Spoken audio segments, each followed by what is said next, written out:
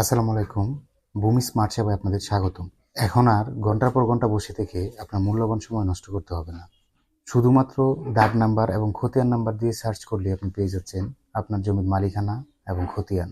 আপনার হাতে থাকা স্মার্টফোন অথবা কম্পিউটার দিয়ে খতিয়ানটি ডাউনলোড করতে পারবেন। প্রয়োজনে প্রিন্ট করতে পারবেন। আর হ্যাঁ, এরকম ইম্পর্টেন্ট ভিডিও পেতে আমার এই চ্যানেলটি লাইক, কমেন্ট এবং সাবস্ক্রাইব করে পাশে থাকুন। তো আমি আপনাদেরকে দেখানোর স্বার্থে আমি আমার কম্পিউটার স্ক্রিনে নিয়ে যাচ্ছি। কম্পিউটার থেকে গুগল ক্রোম ব্রাউজারটি ওপেন করে নিলাম। অ্যাড্রেস বারে যেয়ে epodsa.gov.bd লিখে সার্চ করলেই স্মার্ট ভূমি সেবার একটি ওয়েব পেজ আপনাদের সামনে ওপেন হবে। এখানে 5টি অপশন দেওয়া আছে। এর মধ্যে আপনারা সার্ভে খতিয়ান অপশনটি সিলেক্ট করে নেবেন। স্ক্রল ডাউন করে নিচে চলে আসবেন। এখানে দেখতে পাবেন সার্ভে খতিয়ান অনুসন্ধান নামে একটি ফর্ম চলে আসছে। এই ফর্মটি আপনাদের ফিল আপ করতে হবে। আপনারা যে খতিয়ানটি ডাউনলোড করতে চাচ্ছেন সেই ঠিকানা অনুযায়ী আপনাদেরকে ফর্মটি ফিল আপ করে নিতে হবে। আমি যেহেতু এখন একটি এসএ খতিয়ান ডাউনলোড করব, সেই ঠিকানা অনুযায়ী আমি ফর্মটি ফিল আপ করে নিচ্ছি।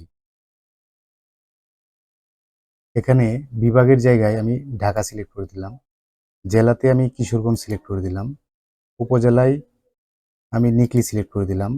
খতিয়ানের ধরন এই জায়গাতে আমি এসএ খতিয়ান ডাউনলোড করব, তাই আমি এসএতে সিলেক্ট করব। আপনারা এখানে অনেকগুলো ধরন দেওয়া আছে, আপনারা আপনাদের ইচ্ছে আপনাদের যেই খতিয়ানটি দরকার সেই অনুযায়ী ক্লিক করে নেবেন। তো আমার যেহেতু এসএ প্রয়োজন তাই আমি এসএতে ক্লিক করে নিলাম। এখানে মৌজা দেয়া আছে, আপনি আপনার কাঙ্ক্ষিত মৌজাটিকে এখান থেকে খুঁজে বের করে নেবেন। আমার যেহেতু কারপাশা মৌজা দরকার তাই আমি কারপাশাকে সিলেক্ট করে দিব। তো এখানে দেয়া আছে খতিয়ান নং। তো এখানে আমার কাঙ্ক্ষিত খতিয়ানটি বসিয়ে দিব। তো আমি আমার কাঙ্ক্ষিত খতিয়ানটি বসিয়ে দিচ্ছি। দেওয়ার পর খুঁজুন বাটনে ক্লিক করবেন। ক্লিক করলেই আপনার সামনে আপনার কাঙ্ক্ষিত খতিয়ানের দখলদারের নামগুলো চলে আসবে। তো এখানে ডাবল ক্লিক করলেই আপনারা খতিয়ান নম্বর এবং দাগ নম্বরগুলো দেখতে পাবেন। এখান থেকে আপনি বিস্তারিত দেখে নিতে পারবেন, আর এখান থেকে আপনি খতিয়ানের জন্য আবেদন করতে পারবেন। তো একবার বিস্তারিত দেখে নিই আমরা।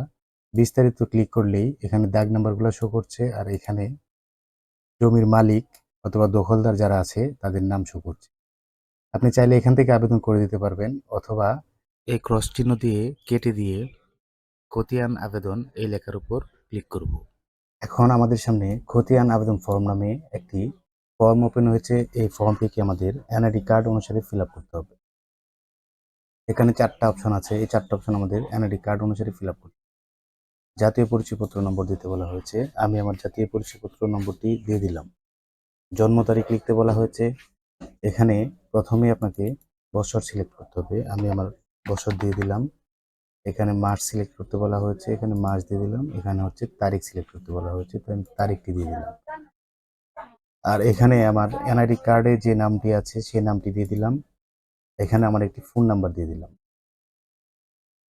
এখন এখানে দুটি সংখ্যার যোগফল বসাতে বলা হয়েছে, আপনি এখানে দুটি সংখ্যার যোগফল বসিয়ে দিবেন। আমার এখানে আছে 10 আর 3 যোগ করলে হচ্ছে 13, আমি 13 বসিয়ে দিলাম।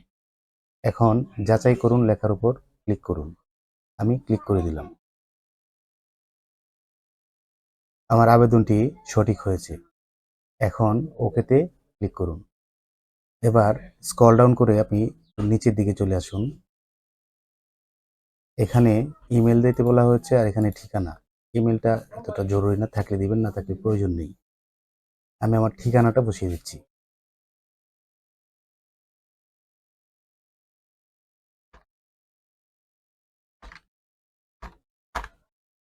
ওকে। এখন আমি যেহেতু অনলাইন কপির জন্য আবেদন করব, তাই এটা অনলাইন কপিতে আছে। আপনি সার্টিফাইড কপি নিতে চাইলে সার্টিফাইডে ক্লিক করে নেবেন। আমি যেহেতু অনলাইনের আবেদন করব তাই আমি অনলাইন কপির উপর ক্লিক করে রাখবো। এখানে আমাকে দেখানো হচ্ছে 100 টাকা আমার কাছ থেকে কেটে নেবে অনলাইন কপির জন্য। আমি যেহেতু বিকাশে পেমেন্ট করব তাই বিকাশ সিলেক্ট করে দেব। এখানে আরেকটি যোগ করতে বলা হয়েছে, এখানে 8 5 যোগ করলে কত হয় 13। আমি এখানে 13 বসিয়ে দিলাম। এবার পরবর্তী ধাপ লেখাটিতে ক্লিক করুন।